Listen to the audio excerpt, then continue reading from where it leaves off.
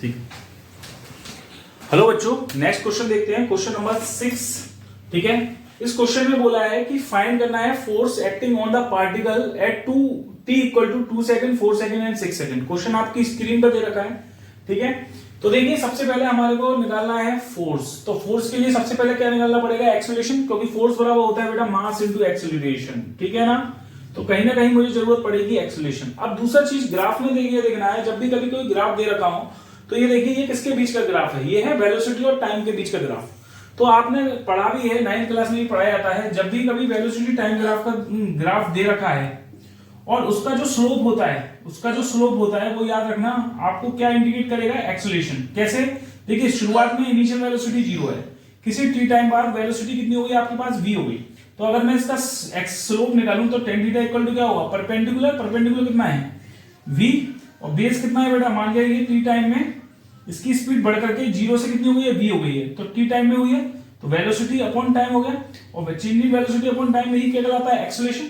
तो जो स्लोप होता है, किसका स्लोप बेटा? वेलोसिटी टाइम ग्राफ का जो स्लोप होगा वो क्या इंडिकेट करेगा आपको? एक्सेलरेशन इंडिकेट करेगा। तो यही कंसेप्ट आपको यहां लगाना है। क्लियर है?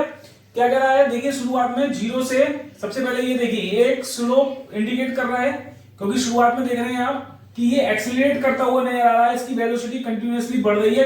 कहां से? 0 से लेके 15 तक इसकी वेलोसिटी कंटिन्यूअसली बढ़ रही है। वेलोसिटी बढ़ रही है, इसका मतलब ये एक्सेलरेट हो रहा है, तो इसका जो स्लोप होगा वो एक्सेलरेशन शो करेगा वेलोसिटी टाइम ग्राफ का। तो यहां का स्लोप निकाल लेते हैं पहले हम। ठीक है, तो tan थीटा इक्वल टू होगा, देखिए ये जो है ये आपको पता है कितनी है? 15 मीटर पर सेकंड है। इसकी जो वर्टिकल हाइट इंडिकेट कर रही है वो वेलोसिटी इंडिकेट कर रही है। शुरुआत में कितनी थी वेलोसिटी? 0, और बढ़ते बढ़ते बढ़ते बढ़ते किसी टाइम पे कितनी हुई वेलोसिटी? 15 हुई। ये कितने टाइम पे हुई है बेटा? यहां से ये हुई है 3 सेकंड के बाद वेलोसिटी बढ़कर कितनी हो गई है? 15। तो अगर हम इस वाले ट्राइंगल को कंसीडर करें और यहां से एंगल की वैल्यू निकालें, स्लोप की वैल्यू निकालें, तो क्या आएगी? tan थीटा इक्वल टू होता है परपेंडिकुलर। तो परपेंडिकुलर कितना हो गया बेटा? ये 15। ठीक है, इसे मान लो चलो O, इसे मान लो A, इसे मान लो B। तो ये हो गया AB अपॉन बेस कितना है? OB। तो बेटा AB कितना है? 15, और देखिए OB कितना हो गया? ये 3। तो कितना आ गया? ये 5। तो ये क्या इंडिकेट करेगा? एक्सेलरेशन इंडिकेट करेगा। ठीक है, तो हमने ये निकाल लिया सबसे पहले एक्सेलरेशन। किसके बीच का निकाला है? बिटवीन O से A के बीच में जब हमारी कोई भी पार्टिकल्स मूव एक्सेलरेट कर रहा है, O से A के बीच में देख रहे हैं वेलोसिटी कंटिन्यूअसली बढ़ रही है, तो ये एक्सेलरेट कर रहा है, तो उसके बीच में का जो एक्सेलरेशन आया है वो कितना है? 5 मीटर पर सेकंड स्क्वायर आया है। कितना है? 5 मीटर पर सेकंड स्क्वायर एक्सेलरेशन हमें मिल गया। क्लियर? अब देखते हैं, ये मान लीजिए ये C है और ये D है। अब A से C के बीच में देखिए, A से C के बीच में अगर आप देखें तो क्या वेलोसिटी आपको कांस्टेंट मिल रही है? इस वाले पार्ट में वेलोसिटी क्या है बेटा? कांस्टेंट है। और कितनी है कांस्टेंट वेलोसिटी? 15 मीटर पर सेकंड। तो वेलोसिटी कांस्टेंट होगी तो एक्सेलरेशन आपको पता है, एक्सेलरेशन होता है change in velocity upon time. ठीक है, ऐसे भी समझ सकते हैं, मतलब वेलोसिटी कांस्टेंट है, चेंज इन वेलोसिटी होती है final velocity minus initial velocity. और कितने टाइम में चेंज हो रहा है? देखो यहां से यहां तक टाइम में, ये टाइम कितना है? 3 सेकंड।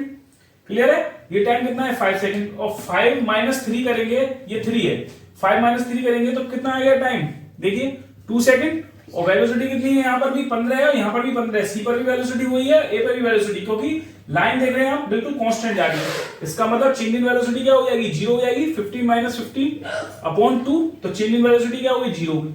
ऐसे भी समझ सकते हैं, अगर आपको ऐसे समझ में नहीं आ रहा हो, और ऐसे भी समझ सकते हैं बेटा कि वेलोसिटी कांस्टेंट है, तो किसी भी कांस्टेंट का डिफरेंशिएशन करते हैं, ठीक है, एक्सेलरेशन का फॉर्मूला होता है dv/dt। कांस्टेंट का डिफरेंशिएशन करेंगे तो 0 हो जाएगा, तो एक्सेलरेशन 0 होगा। कहने का मतलब है A से C के बीच में एक्सेलरेशन की वैल्यू क्या है? 0 है।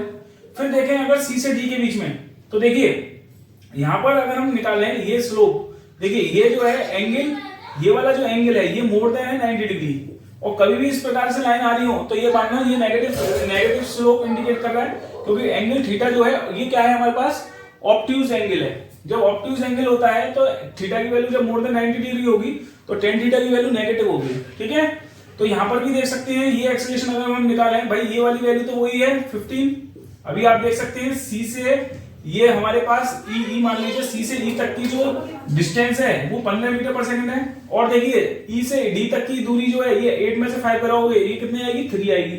क्लियर? 3 सेकंड में। फिर देख रहे हैं आप इधर साइड देखें, अगर हम नीचे से ऊपर की ओर जाएं, ठीक है, या हम क्या ऊपर से नीचे की ओर जा रहे हैं, तो ये क्या हो रही है, वेलोसिटी डिक्रीज हो रही है। पहले कितनी थी यहाँ पर c पर 15 और फाइनली कितनी हो गई, 0 हो गई। कहीं ना कहीं कहाँ क्या हो रहा है, रिटार्डेशन हो रहा है, वेलोसिटी डिक्रीज हो रही है।